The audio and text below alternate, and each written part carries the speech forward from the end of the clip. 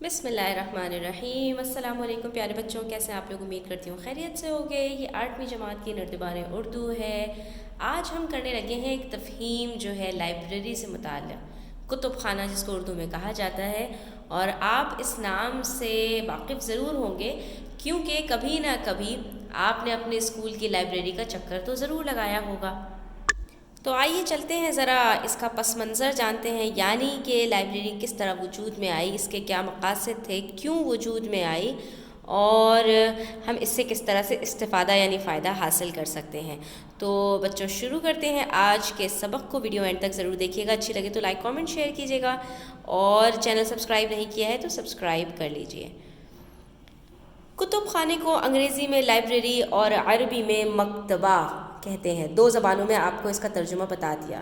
جب سے انسان نے پڑھنا لکھنا شروع کیا، تب سے اس نے لکھنے پڑھنے والی چیزوں کی حفاظت کا بھی بندوبست کیا، اور انہی حفاظتی تدابیر کے نتیجے میں کتب خانے وجود میں آئے۔ تو سمجھ میں آیا بچوں کہ یہ کب سے شروع ہو گیا؟ جب سے کتب وجود میں آئی تب سے اس کی حفاظت کے لیے کتب خانے بھی وجود میں آ گئے۔ لفظ لائبریری لاطینی زبان کے لفظ لبرا سے نکلا ہے۔ کہاں سے نکلا ہے یہ بھی آپ کو بتا دیا کہ یہ لاطینی زبان کا لفظ ہے لبرا، وہاں سے اخذ کیا گیا ہے، جس کے معانی ہیں کتب، چھال یا گودا۔ 3 معنی ہو سکتے ہیں اس کے، ٹھیک ہے۔ چونکہ ابتدا میں کتابوں کو مخصوص درختوں کی چھال پر لکھا جاتا تھا، اس لیے ان کے ذخائر، ذخیرہ کی جمع ہے، کو لائبریری کہا جاتا تھا، ٹھیک ہے۔ تو آپ کو یہاں پر بتا دیا کہ یہ جو لفظ لبرا آیا ہے تو اس کے اعتبار سے کتابوں کا نام کیا رکھا گیا اور کیوں رکھا گیا، ٹھیک ہے۔ انسان نے اپنے خیالات کے اظہار کے اول ترین نقوش پتھروں، لوہے، تانبے وغیرہ پر بنائے، اور پھر تحریر میں آسانی کی خاطر مٹی، اور 15ویں صدی میں چھاپے خانے کی ایجاد نے لکھنے پڑھنے کے انداز بدل ڈالے۔ ایک لائن مس ہو گئی یہاں پر۔ مٹی اور لکڑی کی تختیاں بنائیں اور کھالوں کا بھی استعمال کیا۔ تو بچوں آپ دیکھ رہے ہیں کہ آپ کے سامنے آج جو یہ کاغذ وجود میں آ گیا ہے، یہ پہلے لکھنے پڑھنے کے لیے کس کس انداز سے گزر کر آ چکا ہے۔ تو پہلے کہاں کہاں لکھے جاتے تھے؟ پتھروں پر، لوہے پر، تانبے پر، اور پھر مٹی اور لکڑی کی تختیاں، یہ سب چیزیں آئیں، پھر کھال ان کا استعمال کیا گیا، یعنی لکھنے پڑھنے کے لیے کاغذ سے پہلے کن کن چیزوں کا استعمال کیا گیا۔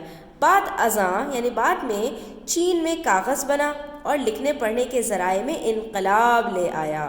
یعنی کاغذ کی ابتدا کہاں ہوئی یہ بھی آپ نے یاد رکھنا ہے، چین میں اس کی ابتدا ہوئی ہے کاغذ کی، اور لکھنے پڑھنے کا ایک دور جدید آ گیا۔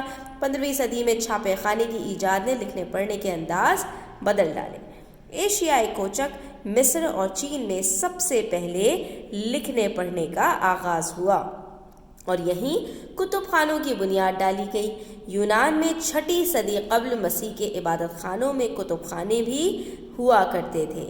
یونان کے مشہور فلسفی اور دانشور ارسطو اور افلاطون کے ذاتی کتب خانے بھی تھے۔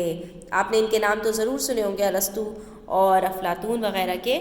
یہ ان کا تعلق کتب بینی اور لکھت پڑھت سے بہت زیادہ تھا۔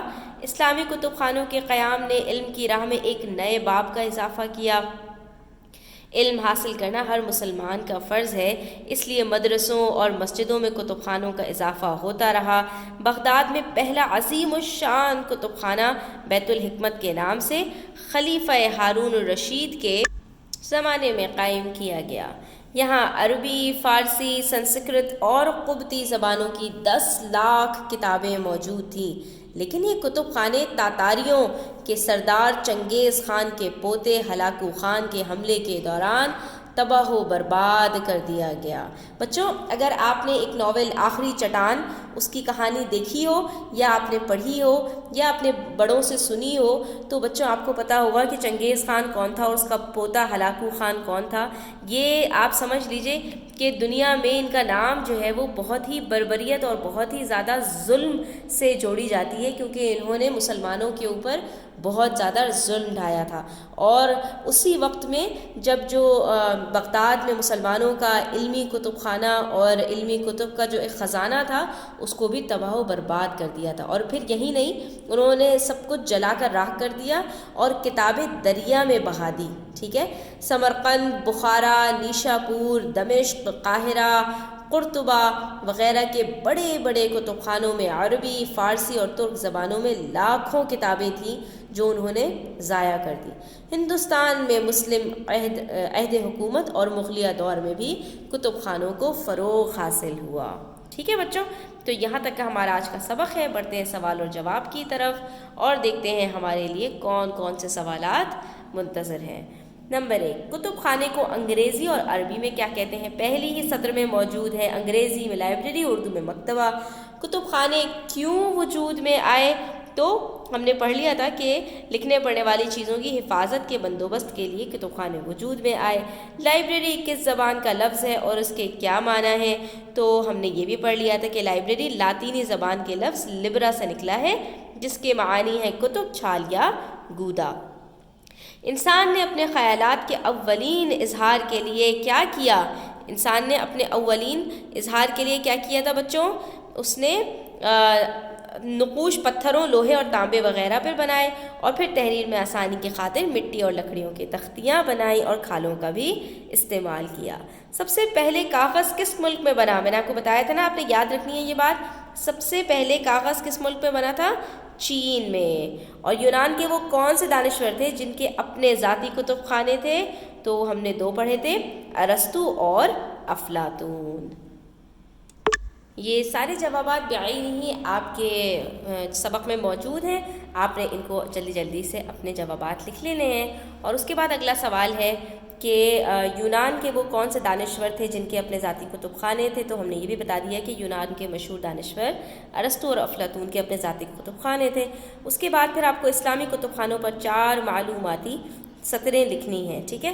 تو وہ بھی آپ کے پاس اسی میں موجود ہیں، آپ نے بعینی ہی جیسے لکھا ہوا ہے اسی طرح سے اٹھا کر لکھ دینے ہیں۔ صفحہ نمبر 24 کی آخری جو 2 سطریں ہیں وہاں سے آپ نے لکھنا ہے، اور زمانے میں قائم کیا گیا صفحہ نمبر 25 تک، ٹھیک ہے؟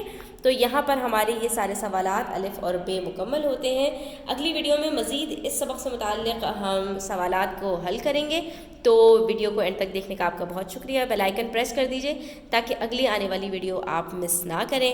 اپنا بہت خیال رکھیے گا۔ اللہ حافظ۔